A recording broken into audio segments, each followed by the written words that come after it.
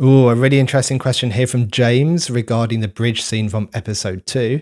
Now, James is a VIP Patreon supporter. Thank you very much for your support, James. It is much appreciated. And with that, James gets to ask me more in-depth questions and I attempt to answer them. So on the VIP tier, you can ask me any specific question about Arcane and I'll make a specific video for you. How cool is that? Historically, that VIP tier has allowed people to request music reactions, and that's how I prioritize what music reactions that I do.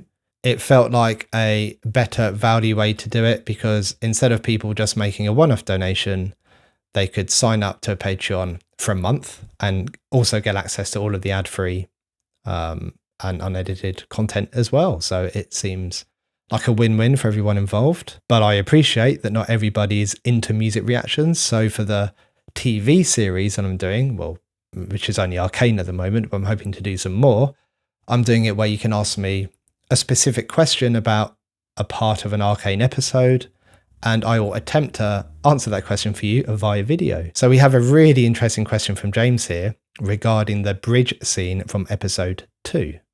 And James says, I'm curious what you think of Vi's facial expressions when she's first standing on the bridge before Vanda starts talking.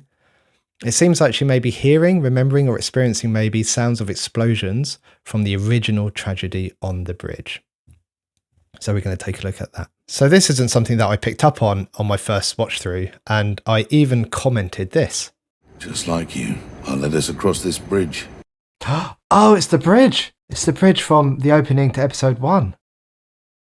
So that's interesting because when I did my formulation for Powder, not for Vi, I questioned whether she would be avoidant of the bridge, as the avoidance being one of the components of PTSD. And I'm not seeing Powder go here, but in terms of Vi, she seems, bearing in mind what took place there, and she stood there now, she looks pretty well regulated with what happened. So it looks like she's processed that. But James's question has made me go back and revisit some parts of this scene.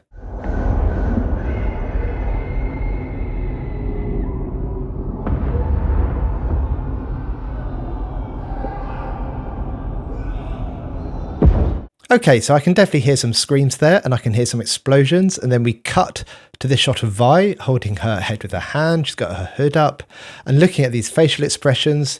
She's clearly uncomfortable. And as the scene goes on, she engages well in the conversation with Vanda. She doesn't seem too distracted by the thoughts and memories that might be coming back to her, probably because she is somewhat distracted from them. She's got more pressing things on her mind at the moment, and she has pretty much all of her attentional processes on Vanda and what he is saying. And then we get to the end of the scene where we see Vi looking at the vigil. The music has a lighter, sadder tone to it, and it almost sounds like there's children playing in the background, kind of children. It doesn't sound like screaming, it sounds more like playfulness.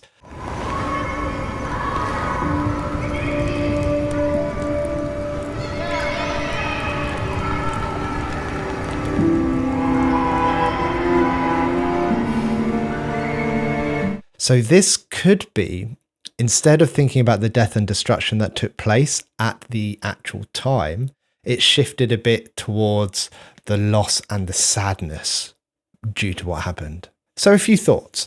Firstly, are the sound effects there for us, the viewer, to remind us about what happened on the bridge? I don't think so. Vanda makes it explicitly clear later on in that scene what happened on the bridge and the fact that it is the bridge where that incident took place. So I don't think we need any other reminders or to be told. Is it a general echoes of the past type sound effects to add ambience? Maybe. It's probably a small portion of it. Is it V actually hearing it in her mind? I would think so. I would think that's the reason they've put this bit in, especially when coupled with her facial expression and her body language. And then she asks that question, why are we here? Why are we here? It's said in a very let's get this over with, I want to leave tone. Okay, so let's take it that she is hearing this in her mind. There are two things that come immediately to my mind. The first thing is around trauma memories and how they are processed. And then that connects with this idea called event centrality. So the first question I'm asking myself here regarding what Vi is hearing and what I would love be able to ask her is, does she hear them anywhere else and at other times? Or is this a memory that is being accessed because of where she is? She's on the bridge. And I'm wondering that because that starts to hint at whether these are unprocessed trauma memories, or are they more normal, accessible memories of a terrible thing that happened and is reminding her of that? Because there's a difference between the two, and it can be quite difficult to unpick, especially when everybody's experience is different. So there's this idea that trauma memories can be stored in a fragmented state. And what that means is that they are disorganized and they're not complete. Unlike ordinary memories, which tend to follow a coherent narrative, fragmented trauma memories may appear as disconnected pieces of information, such as isolated images that just appear, isolated sensations, so bodily feelings, or sounds or emotions, rather than a linear sequence of events. And I'm going to massively simplify this so it makes a bit more sense and to get the main points across. So if there's any neuroboffins watching, please keep that in mind. This is supposed to be accessible information that makes sense to people. Normally what happens is we gather information, we process that information, and then we store that information. And that happens through several pathways. We have somatic, so bodily sensations, what we feel inside of us. We have external sensations, so this includes what comes to us through our five senses, so the taste of things, the smells, the touches, what you could hear and what you could see. We have behaviors which are observable actions, such as body language, posture, facial expressions, kind of any action that is observable. And then we have affect, which is just a fancy word for emotion. So we have things like anger and happiness and sadness and all the other words that can describe all the different variations of emotions, such as frustration and disappointment. And then we have this really crucial bit, which is called meaning making. And this is our thoughts and our beliefs about what happened and our experience and what that means specifically to us or what it means about us. So we are taking all this information in all of the time with every experience that we have. In a normal system, we would experience all of this information. It would come through the senses, it would come into the brain. The brain will then process it, and it takes all of that information that's just processed and it integrates that with the brain's existing knowledge. And that's how we kind of learn. The memory becomes consolidated with everything else. And it becomes consolidated within the context of that person's life and their previous experiences. With trauma, the whole experience is too overwhelming for that process to take place. What happens is that during trauma, the brain's stress response activates the amygdala, and that heightens emotional memory storage. At the same time as this, the hippocampus, which is responsible for integrating memories into a coherent narrative, can become impaired due to high levels of stress hormones. This then causes a mismatch in brain activity that results in fragmented or disorganized encoding of the event or encoding of the memory. So essentially what happens is these memories don't get consolidated. They don't get integrated with the rest of the memory networks. They kind of live as these isolated, fragmented memories. And what we find is these types of memories are usually quite sensory based. So they might come with a loud noise or a certain smell, or a very specific, vivid image of one point of the experience. They often are highly emotionally charged with strong core emotions like fear or anger or sadness. They often come involuntarily or intrusively, meaning they resurface unexpectedly as flashbacks or nightmares, or they get triggered by reminders. But it might not be a specific reminder, an exact reminder of what happened. There's a classic example of hearing a car backfiring and a combat veteran linking that with gunshot and having an intrusive memory of being back at war. Which now I think about it is quite an apt example actually for Vi. And when they are activated, it feels as if they are being relived, as if the experience is happening all over again right now in the present. And also they quite often don't have a coherent order or narrative to what happened. It's hard to recall a trauma event or a trauma experience in a chronological way. But maybe for Vi, these aren't actually fragmented. They are more normal memories being recalled because of where she is. I mean, they are clearly uncomfortable for her, but you would kind of expect that to be the case, considering where she is. The thing with processing trauma memories is that it doesn't make them disappear. The memories are still there, but the amount of distress that comes with them is massively reduced. It doesn't feel like the event is being relived in the present. It feels more like a memory that is being watched. And the memories make more sense in terms of a narrative of what happened. And the intrusive nature dramatically reduces, which is why we would ask Vi if they happened anywhere else. And essentially in trauma processing, that's what we're trying to do. We are trying to reintegrate and consolidate the trauma memory with the rest of the brain's knowledge so it can make sense of what happened. And that's why pretty much every trauma therapy modality has an element of exposure or reliving to it. Because what usually happens is when people have a trauma memory and it shows up, they distract themselves or they try to push it away.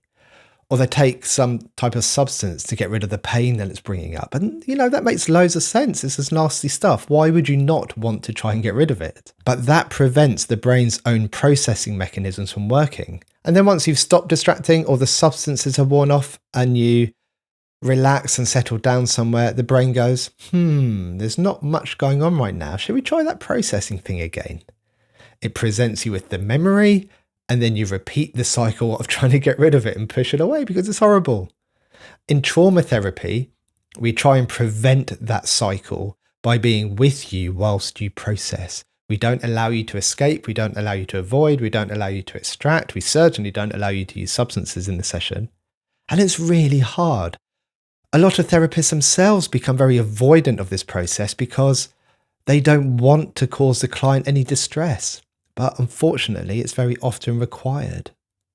And I will say this, it's done very gently, it's done very slowly. It's not done with the worst part of the worst memory first. We build up to it like we do with any exposure type therapy. And what else is interesting is that we would often want to revisit the scene with someone, where possible, such as Vi is doing here to really help consolidate that memory. And we do a whole stabilization phase to prepare for it. So there's skills to manage distress if it shows up. And after processing, we enter a phase called reclaiming life. And right at the end of the scene, we see Vi looking at the vigil.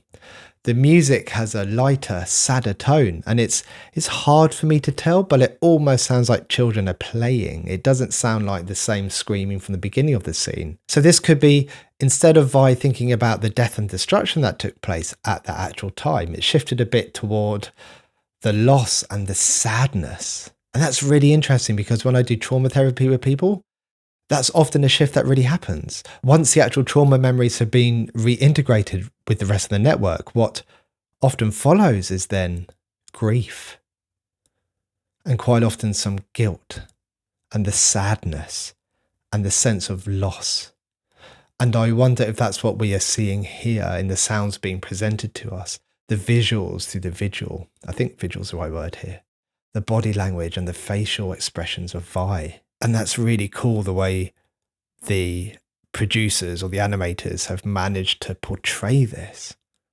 And then we have this connected idea with trauma events called event centrality. So event centrality is the extent to which traumatic or significant life events become central to an individual's identity and their life narrative. So when an event is highly central, it shapes how a person views themselves, it shapes how they view their relationships with other people and how they see the world.